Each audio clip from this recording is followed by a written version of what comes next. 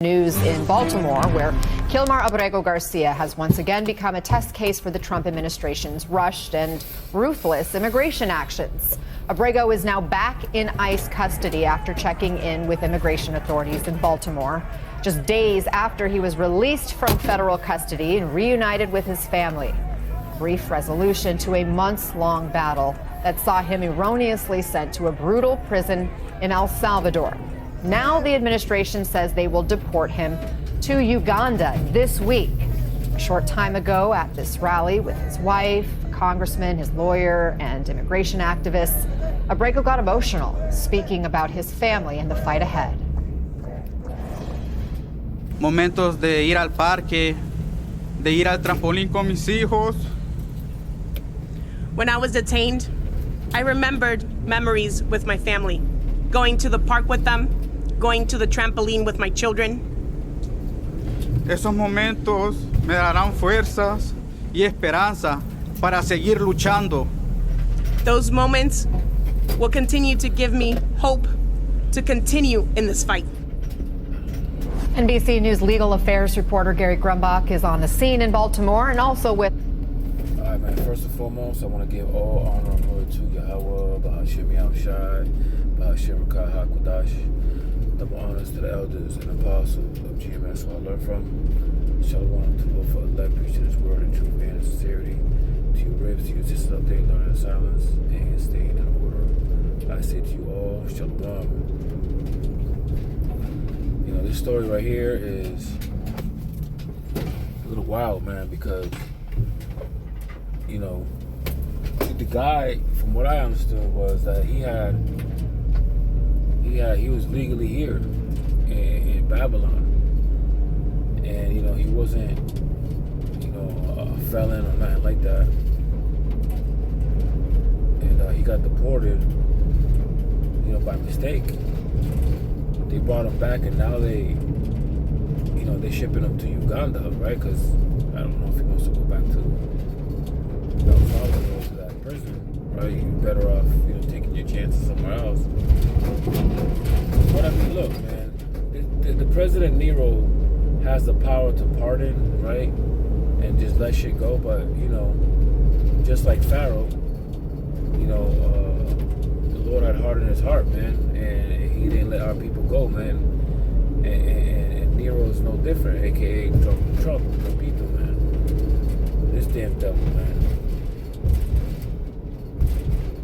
But all of this is all psyop, man. The whole bringing in of a bunch of immigrants by Biden just so Nero could, you know, do this shit right here. Like, it's not by mistake, man. They doing backhanded shit, passing laws and all these things just to get closer to the domination that they want, right? The scriptures talk about that when he's trying to fill his belly, the Lord's gonna snatch that plate off him, man. That's exactly what it's about, man. It's not about, you know, borders and immigrants. You know, these people still do have a perpetual hate for Jake, right? Because you don't see that happening with other nations. You don't see that with immigrants from Canada or, you know, other places. You only see this on the TV, and they label everybody as criminals. And this man is just a father, just trying to, like, you know, be normal. First it was about criminals,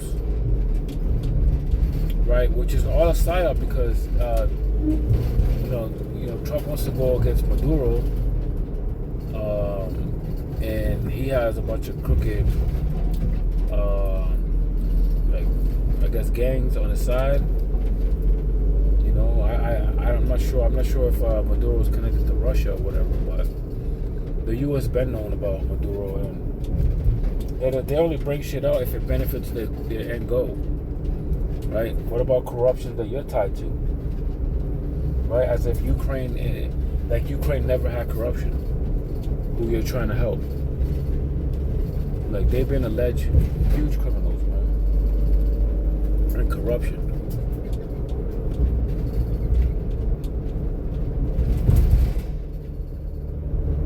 But anyways, let's keep playing a little bit more of this. with us. Women, they don't want to stay at home when you pull them. They just want flexible. Reporter Gary Grumbach is on the scene in Baltimore, and also with us, NBC News senior Homeland Security correspondent Julia Ainsley and Democracy Forward President and CEO Skye Perryman. Gary, set the scene for us after this rally this morning. Abrego now back in ICE custody. What could happen next? Yeah, community members gathered alongside Kilmar Abrego Garcia and his family as he spoke those words. He then walked up these steps into this door, into an ICE appointment on the 6th floor of this building, and he was taken into custody by Immigration and Customs Enforcement. About a half hour after that, his attorney came out and spoke to reporters, saying he got very little information when asking questions to the ICE officers there on the 6th floor, saying they asked, where is he going to be detained? No answer to that. Why is he being detained? No answer to that. No answer to even if they get paperwork about his detainment inside ICE custody now. So this is all part of a plea deal that we've seen try to come to fruition over the past few days between the Department of Justice and Abrego Garcia's team. There were several options that were on the table. One involved pleading guilty to the charges against him in Tennessee, then serving time in Tennessee, and then being deported to Costa Rica, where he would be considered a refugee and be able to go free. That seems like it's off the table at this point because of this Uganda situation, where he may be deported to Uganda as soon as Wednesday afternoon. His attorneys are fighting this tooth and nail. They've already filed a lawsuit. Here's what Congressman Glenn Ivey had to say about this whole situation. In the last 5 minutes, Mr. Abrego Garcia has filed a new lawsuit in the Federal District Court for the District of Maryland, challenging his current confinement and challenging deportation to Uganda or to any other country unless and until he's had a fair trial as in an immigration court, as well as his full appeal rights. And that was his attorney, Simon Sandoval-Motionberg, here on the steps of this. Congressman Glenn Ivey was saying earlier today that he believes this should never have happened. Kilmar Abrego Garcia, he believes, should be at home with his family right now. Now, mind you, right, all this, you know, his rights, and, you know, he got the right for, you know, appeal, things of that nature. You know, Trump is really petty, man. Really petty. And he could send a really good DA, like a top-level DA, just to counter his lawyer. Right? Because it's just, you know, status. And that guy who has his, you know, paid lawyer, probably paid like 10 grand, won't stand a chance, man. But that's how much hatred this system has, man. This is the curses, the perpetual hatred. Right? This is why we don't put trust in Egypt, right? Pertaining to Isaiah 31:1. Right? We separate ourselves. We don't trust this place, man. Like, if you're here illegally and you see the current climate and how it's going on, you better find a way, man, like, to keep your family intact. I don't know what that, you know, what that entails. I don't know if you know, got to move back to your country or lay low or have an exit plan or save money. I don't know what that is, man, but expect the worst, prepare for the worst, man. Because they're giving people bounty money, man, just to come get you. You know, we've heard of kids being ripped out of high schools, ICE agents waiting outside of schools, you know, catching moms picking up kids. Like, oh my God, I've seen mothers separated from their babies. Just tragic, man. Like we've never seen before, man.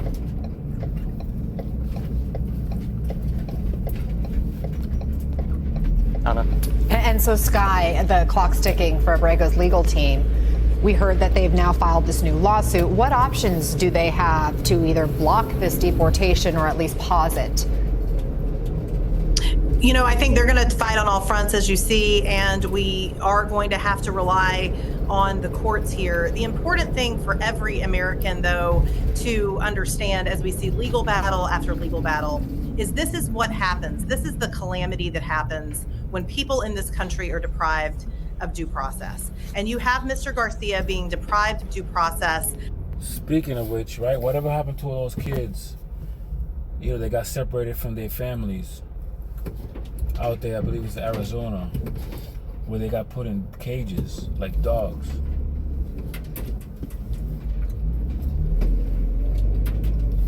Right, and never got to see the light of day, man. Never was represented. Just a sad sight to see, man. If you have kids, you have compassion, man. These are Israelite children. You know, I always say this, man, amongst my circle and stuff like that. I pray the Lord, you know, has mercy on me, and you know, I get beamed up and I get spiritual powers. I want to be an avenger for those, man, for the less fortunate, man, because that it just stirs something inside of me, man. That I get really angry, man. My scriptures talk about, I believe it's in Ecclesiastes 1, which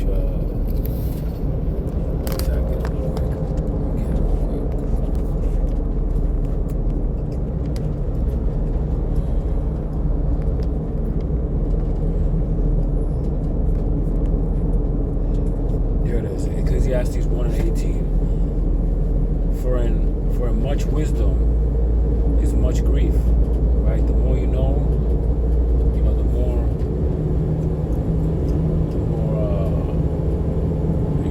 obviously grief, man. It's a negative feeling, man. You start to get angry.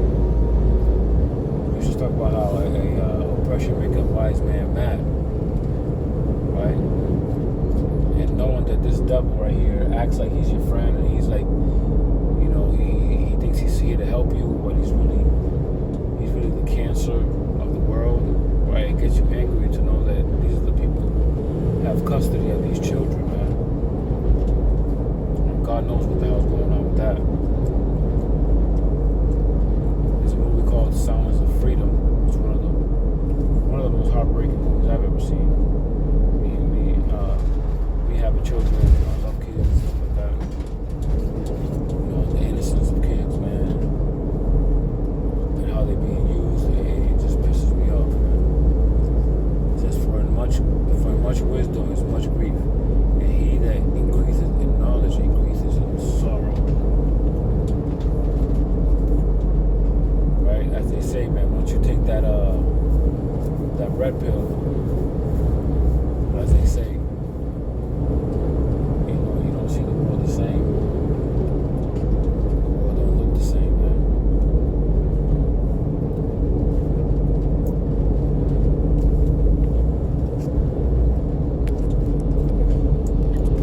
And then today, when he showed up, in order to follow through with process, he, of course, was taken into ICE custody, which is what this administration and what ICE has been doing to individuals who are trying to work within our systems and go through the lawful options that they have. And so this is very concerning, not just for Mr. Garcia and his legal team, but for every single American in this country. And I think you see the American people seeing through what is happening, saying, we are all Kilmar. That's what you heard outside the courthouse steps today. I want to play more from Abrego's lawyer characterizing this Uganda decision over the weekend. Let's watch. As Kilmar Abrego Garcia was leaving the jail in Tennessee and was in his car on the way up to Maryland, the government designated Uganda as the country of removal. It is preposterous that they would send him to Africa, to a country where he doesn't even speak the language, a country with documented human rights violations, when there are so many other options. This family suffered enough. Julia, how is it decided where to send someone? Why is this administration just so eager? Mind you, they're gonna kill him over there, man. That man is not gonna do very well, I'll tell you that right now. To send Central American and South American immigrants to Uganda. Well, we're in uncharted territory here, Anna, both in terms of this case and where it's going, as well as these policies that the Trump administration has put in place to send people who were previously ordered not to be removed to their home countries to third countries. And the first Trump administration, they used countries like Guatemala to take in immigrants from countries who refused to take them back. In this case, Abrego had a 2019 order that he could not be sent back to El Salvador, and they violated that by sending him there in the first place. Now they've made agreements with countries across the world. We know they've reached out to a lot of places actively at war, including Ukraine, to see if they will take back immigrants from the United States who have previously gotten withholding removal orders that don't allow them to be sent back to their home countries out of fear of persecution. Now, because of the Supreme Court and because of lower courts as well, they have to give him 72 hours, or any immigrant who's sent to one of these countries, 72 hours to be able to appeal and say why they can't be sent to that country as well. The same thing happened when they tried to send more people back to Venezuela earlier. They need 72 hours, reasonable time to appeal that. And so in this case, they've chosen Uganda. What this means, though, is that his criminal case, all of these allegations they've brought against him, will possibly never resolve. And so, again, the government's going to have to come back to this position of take us at our word. This is a bad man who you don't want in the United States. The same thing they were saying when he was sent to El Salvador's CCOT prison, without us ever actually getting a jury decision, a judge to weigh in on these criminal allegations, to take a look at the evidence and decide whether or not this man is a criminal or whether or not he deserves to have asylum and stay in the United States. He could be sent to Uganda before that's ever resolved. Yeah, and I said Uganda. I'm not sure why I said Uganda. That's the damn devil, man. Won't even give you a fair shake to see if you're innocent or not. It just pisses me off, man. Anyways, man, I just bring this up. Hopefully it was, edifying.